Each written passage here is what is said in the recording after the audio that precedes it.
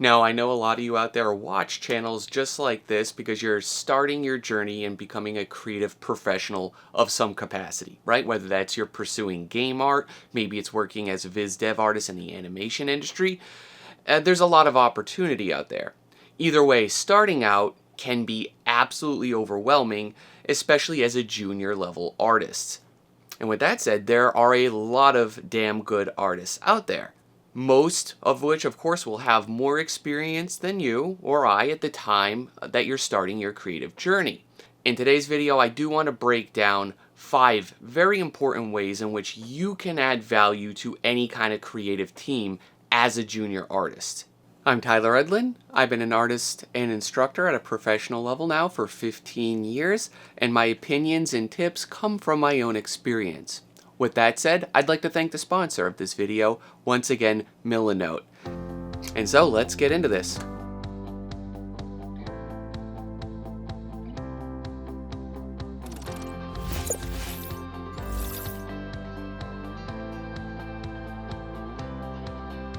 So this was part of our discussion that came up at last month's group mentorship session. Links below for information on that. And this comes from Joanne. So shout out to you, Joanne, for asking such an awesome question. And she was simply expressing frustration with, she cannot imagine what someone like herself could possibly bring to the table at a junior level compared to someone that is more senior, right? She said, therefore, how can I have any sort of competitive edge, contribute anything of interest when I'm just starting out? She feels like it's just such an ambiguous idea that she may have or may not have heard from anyone else yet, and doesn't explain either objectively or realistically what she can do or work towards at this point in her artistic journey. So let's get into that. Yeah, we're getting out of the house today because it's summer now. I'm recording these, and it's just too much of a nice day to stay cooped up in the basement office. So, as I was saying, I was reassuring Joanne that there is a lot of value in a junior level artist. And that's all going to start out by leveraging your own unique strength. We come from different parts of the world with different upbringings and different backgrounds. We all have a unique perspective on the world, and that alone is value to a small team or a larger team. But of course, a junior level artist will naturally play a more supportive role overall in the grand scheme of a production team. And these tips that I'm going to go through right now are both from my experience as a younger, more inexperienced artist back in the day, and from me running my own production studio in which I hire junior level talent all the time. So with that said, let's get into number 1. So first up today is going to be supporting with research and reference gathering, both of which may be time consuming depending on your particular project that a production is working on. Right, so I'm talking specifically about gathering references on an object. So hey, if I need to design a crane today, maybe a junior level artist can get references of valid crane designs. Maybe it's assembling mood boards. So if we're working on a piece of key art, maybe it's just getting images that evoke a very specific feeling and mood. Or maybe it's simply just organizing the visual library that's been assembled by me or maybe someone else, like an art director is assembling stuff and we just need to organize it and categorize it. All of these things can be typically time-consuming tasks, and a junior level artist is absolutely perfect for helping take some of that time off of a higher level artist. Of course, all this footage that you guys have just been seeing here of project organization, reference gathering, this is all made a lot easier and has been streamlined in my own process thanks to the sponsor of this video, Milanote. Alright guys, so here's Milanote. It is great for visual thinkers like myself because it allows me to get in there and create in a way that absolutely works for me. So this is what the primary dashboard is. Let's say if you wanted to start a new project, it's actually really simple and straightforward. And why it's great for junior artists, because I can walk my team through this exact process and then get them up and running in like 5 to 10 minutes. Pretty straightforward, and it helps get the team on the same page. Let's say if we wanted to create a new board, we could just drag and drop, literally stick it anywhere. We could give it a name, right? We can call it brush sauce. And what's cool, we can give it, of course, we can color code it, we can change the icons. do a number of different things. And then it can be as easy as clicking on it, and then we could choose a template. And one of my favorite features, of course, is the built-in templates. Like I said, there's like hundreds of them. So depending on what the task is, you could choose from a number of awesome templates. Like this is the mood board. If we want to set up a new project with a new client, we could go with something like the creative brief, or one of my favorites is the project plan, where we can outline, hey, I've got this much budget to help out on, image A, B, and C. Whoever is available and that's a good price for you, jump in and take it. So again, not only from an artist standpoint, but from even like a studio standpoint, this is an invaluable free tool and resource, and I absolutely have been digging it because again, you can customize it to a very high degree. So let's look at the creative brief template, a common one again I use when organizing projects both with my students and with the artists that I hire on a particular project. So if I'm working with a junior artist, for example, I might set up something like this, where I'll list out some of the basic client information, the look and the feel of what the project they need is. So I might put an inspirational sort of image, this classic sort of anime, manga, and mech, and then organize a few tables that'll give all the necessary information that could help with the potential brand, and of course with what the project needs. So like if again we can outline something like goals and deliverables. And this is a great thing you can do, of course, as a junior artist, is supplement the team by either adding to a board like this, reviewing it, and then asking questions, to whoever is in charge of the creative brief. It allows you to kind of get in there and get really hands-on with a given project. Another thing that I love using Milanote with my junior artists is, of course, setting up references and just organizing the project itself. So let's look at one I've already set up, the interior, for example. This is fantastic. We can kind of see a very continuous sort of workflow on how this works, and we could see the latest steps on where the project is. So okay, if we're just doing the rough layout sketches, 3D blockouts, to adding the details, right? Everything kind of falls in sequence. And then either myself or the artist working on it can get in there and update that, right, with the latest version of it. So let's say, okay, here's our first pass on a crane, and we have an update to that. See, we can drag and drop it right in, and that's going to be the next sequence of imagery. I even love that we can add like these fun little arrows. And this, of course, can help any other artists on the team that can't be there at a given meeting, and they can see exactly how and where everything is working. It is also great, of course, for adding in references, and we could add basically any kind of notes. Hey, use for reference on the foot skids for mech. Right? And then they'll go in, complete the task, and they could probably upload at a later date, right, what those foot skids are going to look like, just like this. So right, we got a first pass on those, and I can apply feedback directly to this. I could do a video feedback. I can even upload video into Milanote, which is fantastic. Of course, one of the bonus features of Milanote, if I'm away, which I often am in the summer months like this, I can grab the Milanote app and interact with it and the whole team from that remotely as well, without needing the entire desktop setup.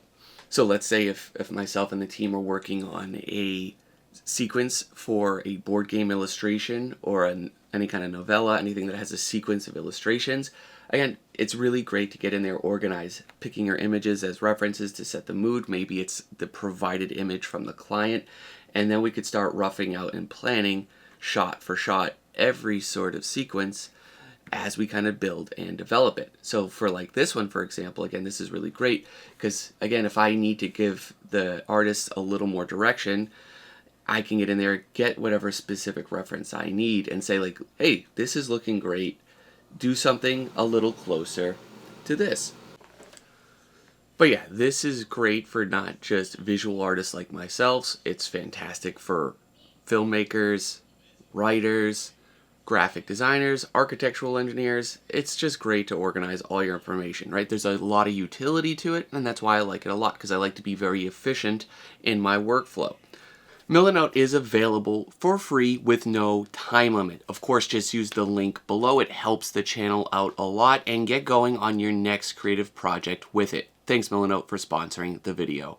Now, this is something that I personally take advantage of frequently. I'll always try to find an artist I can hire to help organize a bigger project, if I don't have the time on my hands, whether it's juggling another business or managing this yard or my kids, I got a lot that I got to do. This is the perfect task I can hire out help with. It's easy to delegate, and of course it can compartmentalize a much larger problem. And so of course overall, it can keep the momentum going on any creative project, whether that's my own momentum, whether I can utilize an artist to do it, or if we're working for part of a bigger team. It's just keeping the gears well-oiled and moving forward. Of course, as a bonus tip here, I don't recommend spending all day looking for some reference on a particular project, showing up to the next day's meeting for a client and saying, well, all I did was gather this reference. That never looks good for anybody. Number 2 today is helping out with the detailing work.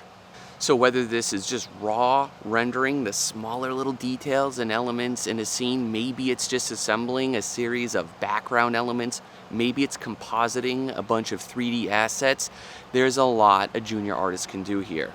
And again, the more a junior artist can do at this level, the more it opens up the senior level artist or whoever is organizing the project to have more time to do their higher level tasks. And this is essentially kind of what I started my whole career in. Way back in like 2012-ish, one of the first gigs I got was working for like a casual games, like a hidden object kind of game company.